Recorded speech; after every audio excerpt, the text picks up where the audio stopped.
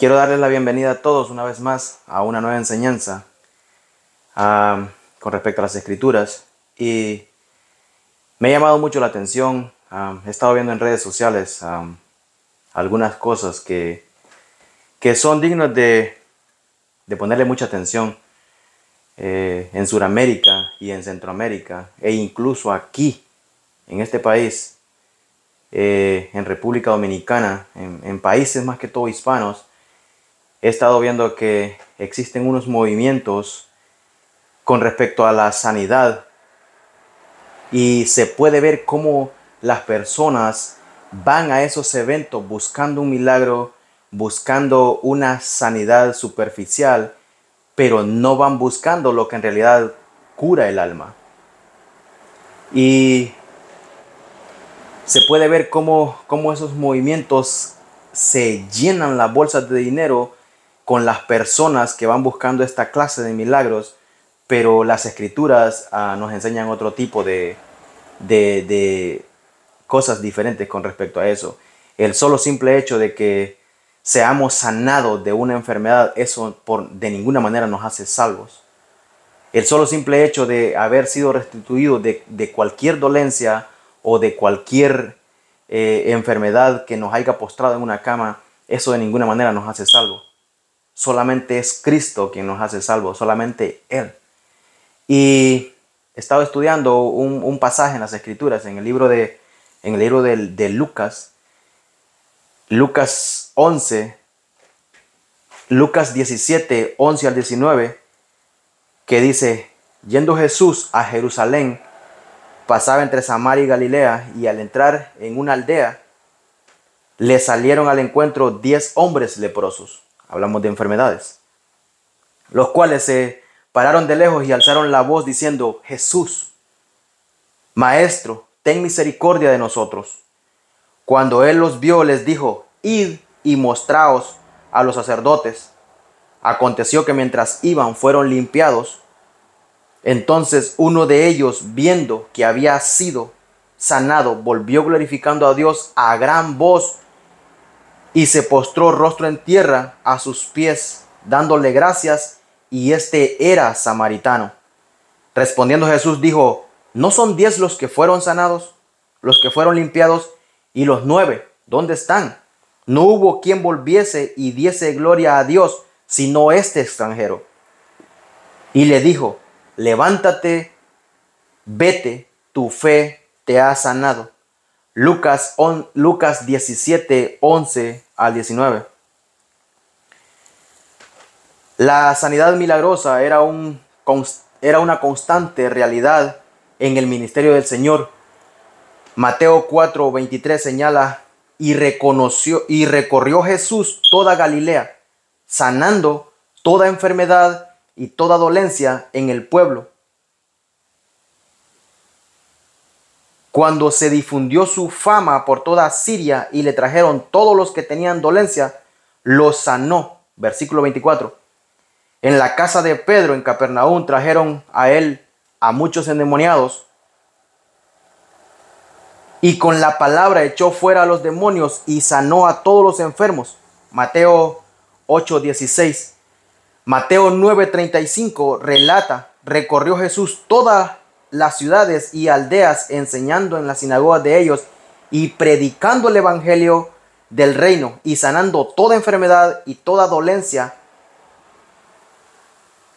Antes de la alimentación de los 5,000, Jesús vio una gran multitud y tuvo compasión de ellos y sanó a los que de ellos estaban enfermos. Mateo 14:14. De igual modo, antes de la alimentación de los 4,000, se le acercaron muchas gentes y traían consigo a cojos, ciegos, mudos, mancos y otros muchos más enfermos, y los pusieron a los pies de Jesús y los sanó ahí. Mateo 19:2. Los milagros que realizó el Divino Señor, para los que nunca hubo una explicación humana, proporcionaron pruebas irrefutables de su deidad y en consecuencia testimonios convincentes de la verdad de la fe cristiana. Tales milagros son evidencia del poder sobrenatural de Jesús que apoya su afirmación de ser Dios mismo. Juan 5:36. La asombrosa curación relatada aquí en el Evangelio de Lucas es uno de los innumerables milagros de sanidad que Jesús realizó mientras desterraba la enfermedad y la dolencia de Israel durante su ministerio terrenal.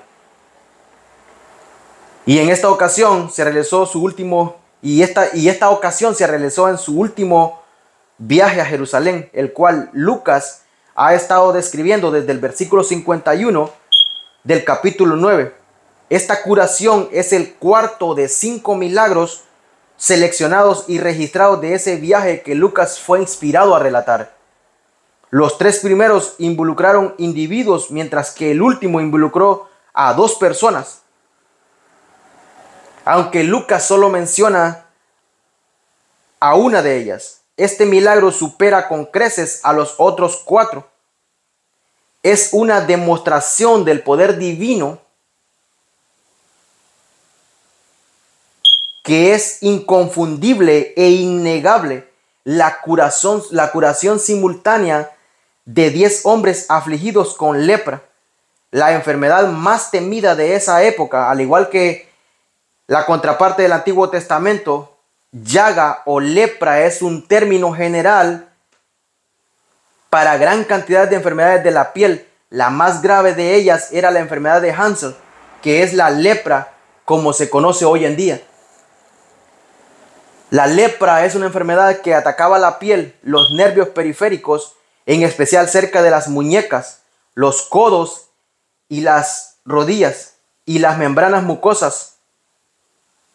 Forma lesiones en la piel y puede desfigurar el rostro al hacer que la nariz desaparezca y ocasionar pliegues en la piel, que lleva a algunos a llamarla enfermedad de león debido a la resultante apariencia de león en el rostro. Contrario a la creencia popular, la lepra no consume la carne, debido a la pérdida de sensación, especialmente en manos y pies. Las personas con la enfermedad, sin darse cuenta, desgastan sus extremidades y el rostro. La terrible desfiguración causada por la lepra la hace más temida y obliga a los leprosos a ser marginados y separados de toda sociedad sana por protección. Aunque describe un acontecimiento real, esta historia, al igual que una parábola, es rica en verdad espiritual. Se trata de una asombrosa demostración de bondad, ternura, clemencia y misericordia divina, así como del poder divino de Cristo para curar muchas de las enfermedades incurables y restaurar la salud plena. También es un relato de gratitud, adoración y salvación, y al mismo tiempo una historia de ingratitud impresionante. Se trata del relato no solo de 10 leprosos que fueron curados físicamente, sino también de un hombre que fue curado espiritual y eternamente. Y en primer lugar, quiero que veamos los 10 que fueron curados. Yendo Jesús a Jerusalén, pasaba entre Samaria y Galilea, y al entrar en una aldea le salieron al encuentro 10 hombres leprosos, los cuales se pararon de lejos y alzaron la voz diciendo: Jesús, Maestro, ten misericordia de nosotros. Cuando él los vio, les dijo: Id y mostraos a los sacerdotes. Y aconteció que mientras iban fueron limpiados. Lucas 17, 11 al 14. Como se señaló anteriormente, este incidente ocurrió mientras Jesús iba a Jerusalén. Antes de llegar ahí por última vez al inicio de la Semana Santa, el Señor hizo 3 breves visitas a la ciudad y sus alrededores. Él fue para ir a la fiesta. Él fue ahí para la fiesta de los tabernáculos en Juan 7:8 y la fiesta de la dedicación en Juan 9:10, y a Betania, que está cerca de Jerusalén, donde resucitó a Lázaro de los muertos. Después de realizar ese milagro, Jesús salió de los alrededores de Jerusalén hacia la ciudad de Efraín en Juan 11:54, localizada en la región descrita aquí como entre Samaria y Galilea, donde es probable que haya ocurrido este incidente. Al entrar en una aldea desconocida, Jesús se encontró con una escena muy común. Le salieron al encuentro 10 hombres leprosos, los cuales se pararon de lejos. A diferencia del leproso en Lucas 5, 12 y 13, que se acercó lo suficiente para que Jesús lo tocara, estos hombres guardaron la distancia que la ley de Israel requería. Levíticos 13, 45, 46, Números 5, 2 y 3 y Segunda de Reyes 7, 3. A los leprosos se les prohibía estrictamente acercarse a otras personas. Comparemos Lucas 17, 12. O interactuar con nadie a menos que fuera alguien contagiado con la misma enfermedad. Tan grande era este temor al contagio de los leprosos que ellos fueron desterrados de Jerusalén o de cualquier otra ciudad amurallada. Segunda de Reyes 7:3. Se les prohibía estar a menos de 2 metros de una persona sana, 20 o 30 metros si el viento soplaba desde la dirección del leproso. Y eran restringidos a un compartimiento especial en las sinagogas. Al ver que Cristo se acercaba, los leprosos alzaron la voz diciendo: Jesús, Maestro, ten misericordia de nosotros. La palabra maestro aparece 9 veces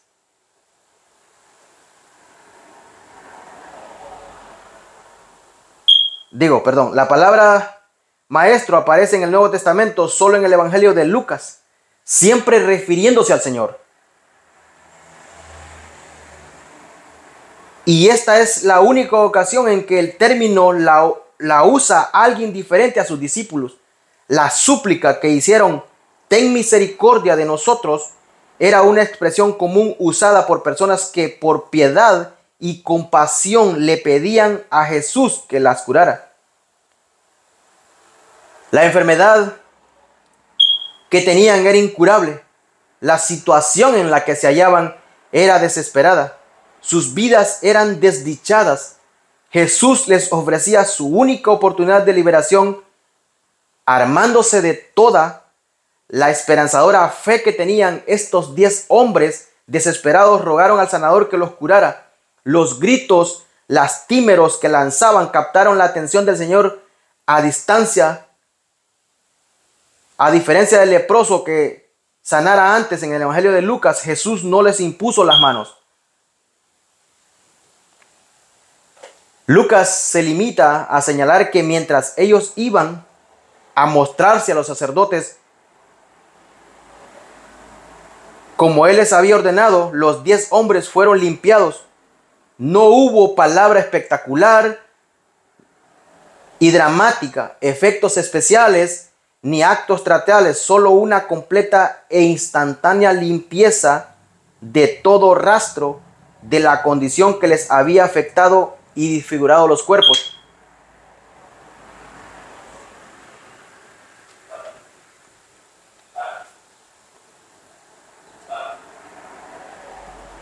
Irónicamente, los mismos sacerdotes que de modo vehemente rechazaron a Jesús tendrían que validar el innegable hecho de que los leprosos habían sido curados. Se verían obligados a confirmar el poder sobrenatural de Jesús y su adherencia estricta a la ley, y por consiguiente a convertirse en renuentes testigos de la deidad del Señor. Además, durante los 8 días en los cuales estarían validando la curación, los hombres mismos serían testigos vivos de la divinidad de Cristo. Y como segundo punto, veremos el único que fue salvo. Entonces uno de ellos, viendo que había sido sanado, volvió glorificando a Dios a gran voz y se postró rostro en tierra a sus pies, dándole gracias, y este era samaritano. Respondiendo Jesús dijo, ¿no son 10 los que fueron limpiados? ¿Y los 9, dónde están? No hubo quien volviese y diese gloria a Dios, sino este extranjero, y le dijo, levántate, vete, tu fe te ha salvado. Lucas 17, 15 al 19. Hasta este momento vemos que los 10 hombres habían actuado conjuntamente. Todos habían suplicado a Jesús que los curara. Todos habían obedecido la orden y se pusieron en camino para ver a los sacerdotes. Todos habían recibido sanidad en ese momento. La uniformidad se rompió cuando uno de ellos, sin duda, lleno de gozo, asombro y admiración, viendo que había sido sanado, volvió a Jesús.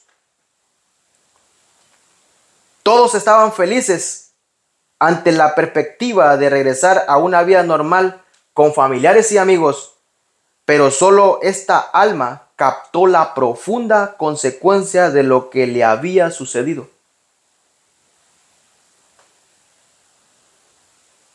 Reconociendo él que había estado en la presencia del Dios encarnado, quiso más que una simple sanidad física. Su corazón anheló la salvación de parte del sanador divino.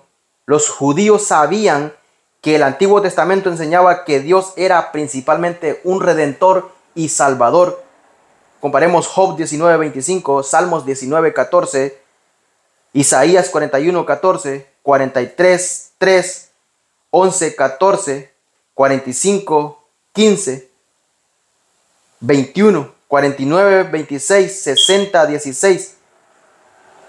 El sujeto entendió la realidad de su separación pecadora y su necesidad de perdón y reconciliación con Dios.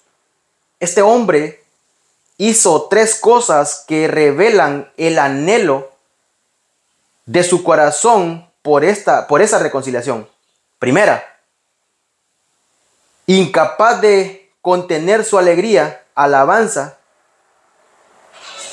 alabanza, comenzó a glorificar a Dios a gran voz. Lucas utiliza la frase a gran voz para transmitir la idea de fuerte emoción, tal como la exhibida por Elizabeth en 1:42. Los seguidores de Jesús en la entrada triunfal, Lucas 19:37, e incluso los demonios cuando fueron confrontados por el Hijo de Dios. Esta pudo haber sido la primera vez en años que el hombre pudo hablar más alto que en un ronco susurro, puesto que la lepra a veces afecta la garganta. Segundo, el hombre curado se postró rostro en tierra a los pies de Jesús en adoración. Esa fue una confirmación de la deidad de Cristo, ya que el Antiguo Testamento enseñaba que únicamente y solamente a Dios se debía adorar. Éxodos 23, 5:34, 14. Deuteronomio 5, 7 al 9. Y por último, él dio gracias a Jesús. Los otros 9 sin duda se dirigieron a adorar a Dios en el templo. Sin embargo, este hombre no lo adoró a través de rituales religiosos en un templo del que desde hacía mucho tiempo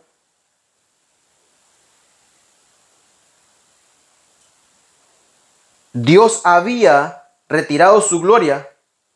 Al contrario, reconociendo la manifestación de gracia y poder divino que había presenciado, adoró a Dios en la persona de Cristo, el templo verdadero, aquel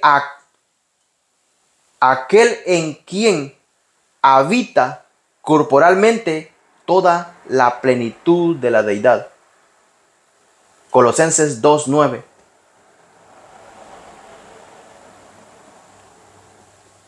Lo que hizo que la respuesta del hombre fuera incluso más asombrosa fue que él era samaritano. En tiempos antiguos, judíos y samaritanos se odiaban mutuamente y bajo condiciones normales no tenían tratos entre sí. Juan 4:9. Fue tan solo porque los otros leprosos eran marginados de la sociedad judía que éste pudo haberse asociado con ellos. Los judíos sin duda no habrían podido esperar que Dios salvara o sanara a un samaritano. Pero Dios no solamente salvó a muchos habitantes de una aldea samaritana. Juan 4:38, 41 al 42. Sino también la primera persona a quien Jesús le reveló que él era el Mesías fue a una mujer samaritana en Juan 4:25 y 26. Entonces, el Señor hizo 3 preguntas retóricas que resaltan la ingratitud e indiferencia de los otros 9. ¿No son 10 los que fueron limpiados? Jesucristo esperaba una respuesta afirmativa, ya que eran 10 leprosos y todos habían sido limpiados. Jesús en realidad estaba diciendo, fueron 10 los limpiados. ¿No es así? Pero solo uno había regresado para alabar, adorar y agradecer a Jesús. Lo que motivó la segunda pregunta retórica: ¿y los 9? ¿Dónde están? No se da ninguna respuesta, pero supuestamente iban a toda prisa a donde estaban los sacerdotes para comenzar el procedimiento de ser declarados limpios. La palabra traducida ¿dónde están? Al final de la frase, para dar énfasis, haciendo que la pregunta literalmente diga, ¿y los 9 en qué lugar se hallan ahora? ¿Dónde se encuentran? También debieron haber estado ahí adorando con gratitud a Jesús, pero después de haber tomado lo que se les dio de parte de Él, ellos no regresaron. Solo uno fue el que regresó. No tuvieron deseos de adorarlo o ni siquiera de darle las gracias. Ahora en día vemos que tristemente eso refleja la actitud predominante hacia Jesús a lo largo de su ministerio. En aquellos entonces y ahora en día podemos ver cómo personas obtienen lo que quieren y automáticamente se van. Hay personas que llegan a las congregaciones buscando algo, tienen alguna dolencia, tienen algún dolor, una enfermedad, pero cuando logran ser curados, entonces ahí es donde se ve. Automáticamente, en vez de dar gracias y continuar en la congregación, lo que hacen es que se van. Se van, automáticamente un acto desagradecido. Corren y se van a disfrutar de su salud, a volver a dañarse de nuevo, porque si tú sos curado y luego te vas a dañarte tu vida de nuevo al mundo, a hacer cualquier cantidad de cosas, para mí eso no tiene sentido. Ahora, antes no podía decirlo, pero ahora para mí eso no tiene sentido. Una persona que es curada de una enfermedad y para disfrutar lo que no disfrutó estando enfermo, se dedica a beber, a fumar, a hacer toda cantidad de cosas, para mí no hace sentido. Como vuelvo a repetirlo otra vez, ahora no hace sentido para mí. Quizás en el pasado hubiese hecho un gran sentido.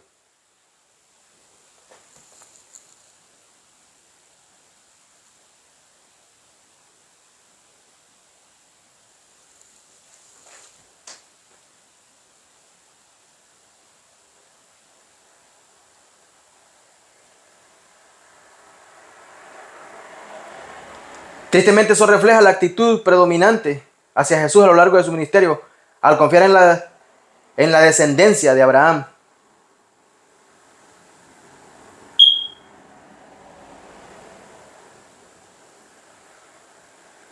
Ellos no tenían verdadero sentido del pecado, arrepentimiento ni desesperación frente al juicio y el infierno. Eran justos por sí mismos y por consiguiente no esperaban un salvador del pecado. Su esperanza estaba puesta en un Mesías político y militar, alguien que los liberara poderosamente de sus enemigos, les proveyera todo lo que necesitaban y los sanaría de todas sus enfermedades. Comparemos Juan 6, 14, 15 y 26. A diferencia de los 9 hombres de corazón duro, no arrepentido y satisfechos de sí mismos, el hombre arrepentido sabía que necesitaba un Salvador. Reconoció que había estado frente a frente con Dios mismo y su alma se traumatizó por una abrumadora sensación de su pecaminosidad. El apóstol Pedro al principio tuvo esa misma sensación y esa misma reacción después que Jesús demostrara su deidad al proveer una milagrosa pesca. Viendo esto, Simón Pedro cayó de rodillas ante Jesús diciendo: apártate de mí, Señor, porque soy un hombre pecador. Lucas 5:8. La última pregunta retórica de Jesús: ¿no hubo quien volviese y diese gloria a Dios sino este extranjero? Esto destaca que el hombre no pertenecía al pueblo judío. Se trataba de un extraño a los pactos, pero solamente él, de los 10 leprosos curados, regresó para dar gloria a Dios. Excluido de adorar a Dios en el patio interior del templo, humildemente adoró al Dios encarnado, adoró a Dios en la persona de Jesús. La historia llegó a su maravillosa conclusión cuando el Señor le dijo: levántate, vete, tu fe te ha salvado. Este hombre, de los 10 que fueron milagrosamente sanados, recibió el segundo milagro de salvación del pecado. Su confianza, gratitud, humildad, compromiso, amor, alabanza y adoración caracterizan su fe en Jesús como la fe que salva. Pero este incidente no es simplemente el relato de 10 individuos, el único que fue redimido y los 9 que no lo fueron. Este también representan la actitud general hacia Jesús en tiempos antiguos y en tiempos actuales. Los 9 representan a la incrédula nación de Israel en aquel tiempo y en tiempos actuales.